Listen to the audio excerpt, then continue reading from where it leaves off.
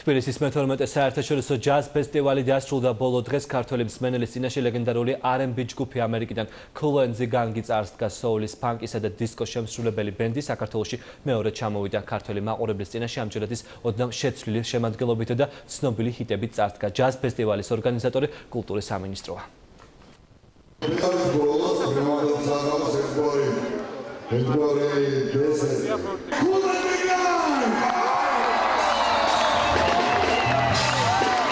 ჯაზ ფესტივალის დესერტი წელს ლეგენდარული Kool and the Gang-ი აღმოჩნდა. ჯგუფი, რომელიც 35 წლის განმავლობაში სცენაზეა და მუსიკალური ათეულების ლიდერობას არავის უთმობს, გუშინ ფილარმონიის სცენაზე ნაცნობ ჰიტებს ქართველი მსმენელისთვის ასრულებდა.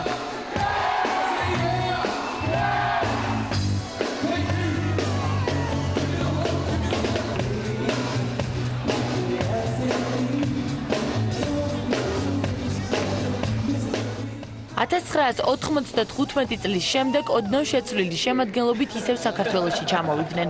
Kool and the Gang-ის Kool, ანუ რობერტ ბელი ისევ ფორმაშია და ბანდასთან ერთად თბილისის მე-12 ჯაზ ფესტივალის დასკვნით კონცერტს მართავს. კმაყოფილი ვარ დღევანდელი დღით ჩვენ თბილისში 14 წლის წინ ვიყავით, როგორც მაშინ დღესაც მშვენიერ დროს გავატარებთ. როგორც ყოველთვის შევასრულებთ მუსიკალურ მიმდინარეობების კოქტეილს, ჯაზ, ფანკს, R&B-ს, ჰიპ-ჰოპს და Kool and the Gang-ის ცნობილ ჰიტებს და არსების დღიდან გრძნობდით მსმენელის გვერდში დგომას, რაც ჯგუფის ერთად ყოფნას უწყობდა ხელს. დიდ ქვეყნებში კი დიდი ჯგუფები ჩამოდიან. თქვენს ქვეყანაში ბევრი რამ შეიცვალა. მეტი სინათლეა ქუჩებში, მეტი ენერგია იგრძნობა. ჩვენი მუსიკა მსმენელს უფრო კარგ ხასიათზე მოიყვანს და ააცეკვებს. 2 გრემის, 7 ამერიკული მუსიკის ჯილდოს, 25 საუკეთესო R&B ჰიტის, 9 საუკეთესო პოპ ჰიტის, ოქროსა და პლატინის დისკების მფლობელი Kool and the Gang-ი სამი თაობის მსმენელის საყვარელი ჯგუფია. სოულის, ფანკის და დისკოს შემსრულებელი ბენდი 70-იანი წლებიდან მოყოლებული მსმენელს ინარჩუნებს. ჯგუფს 70 მილიონ ალბომზე მეტი აქვს გაყიდული.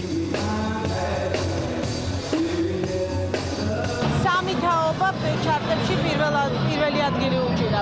70 მილიონზე მეტი ალბომი აქვს გაყიდული, ასე რომ დაამტკიცეს კიდე ეს არ არის ის შემადგენლობა, რაც ჩვენ გვახსოვთ ვთქვათ დეკადის წინ, მაგრამ ძალიან კარგად მუშაობენ.